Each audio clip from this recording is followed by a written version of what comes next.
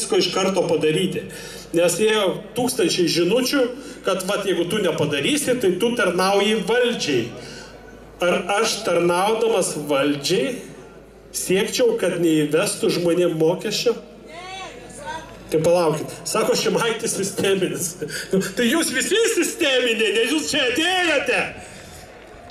Tai dabar norėčiau pakviesti dar vieną Kęstutį, Jaunimo naujienos, kuris irgi pasistengė, kad kuo daugiau žmonių sužinotų apie šitą protestą, nes vis dėlto sklaida buvo labai ribojama, jeigu, tarkim, oficialios žiniasklaidos priemonės apie tai rašė su tai tokia neigiama potekstė, neva, jo, tokia postekstė, kaip kažkokius spalvotį skudurėlį degė, tai kitos alternatyvos žiniasklaidos priemonės rašė kaip yra. Tai gerbiamas Kęstutį, prašau, nesijaudink.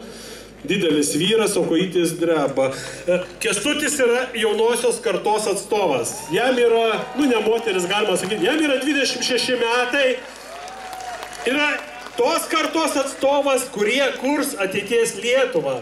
Nes, aš jau apie pensiją galvoju, o kai kurie iš čia susirinkusius ją jau gauna, tai žodis Kęstučiui. Tark žodį. Sveiki, tautiečiai! Malonu visus matyti, iš tiesų pilna katedros aikštė.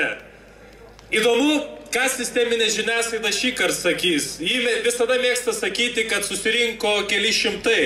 O kiek dabar mūsų susirinko?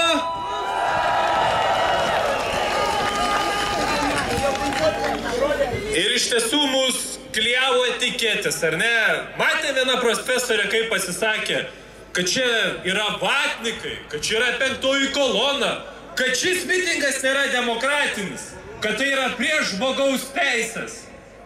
Man asmeniškai labai atsibodo tokie epitetai. Ar gali vieną kartą padaryti triukšmą ir parodyti, kiek mūsų yra daug?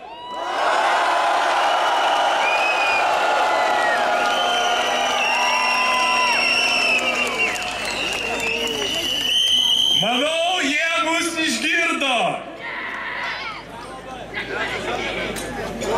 lietuvių tauta iš tiesų yra sena tauta. Lietuvio bruožas yra tai, kad jis gina savo namus. Mes galim prisiminti, kad kovojom realiai su visais. Pavyzdžiui, kovojom su Maskva Oršos mūšyje, kovojame su Vakarų Europos Žalgirio mūšyje, kovojame su Švedija Salaspilio mūšyje, kovojame su turkais Hotino mūšyje. Tad visais laikais mes gynėme savo namus. Ir dabar vėl namai yra puolami.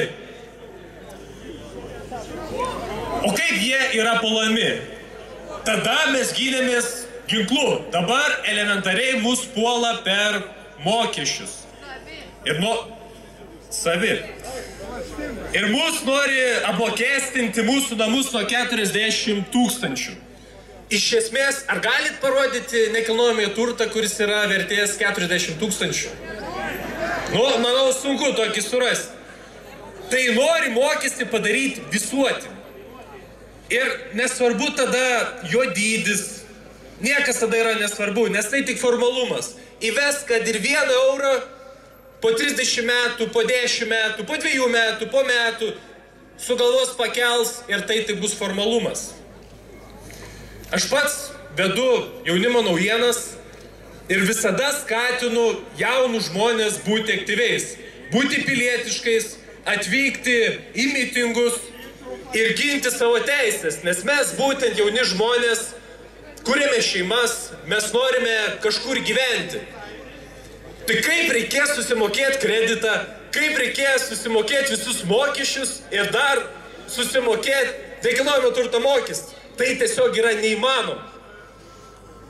Tad aš labai džiaugiuosi, matydamas jūs visus, labai džiaugiuosi, kad mūsų tiek daug susirinko, nes čia kalbėjau su vienu iš Seimo narių, sako, žinok, valdžioj kalbėjom, sako, jeigu ateis, sako, manau, niekas nesusirinks. Tai susirinks keli šimtai, bet susirinko 1000.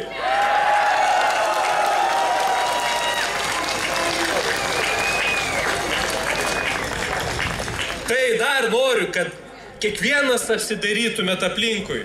kiek kartų jau esu buvęs mitinguose ir susirenka minios. Vienintelis dalykas, ko nesugebam padaryti, tai sukurti sistemos, kuris sugebėtų pasipriešinti valdžiai. O dabar norėčiau pacituoti tokio vieno žmogaus žodžius. Galbūt jį jau užmiršot, nes jis gerai turbūt leidžia laiką Graikijoje, Lietuvoje. Tai Gabrielius Landsbergis. Šitas Seimas turi eiti lauk!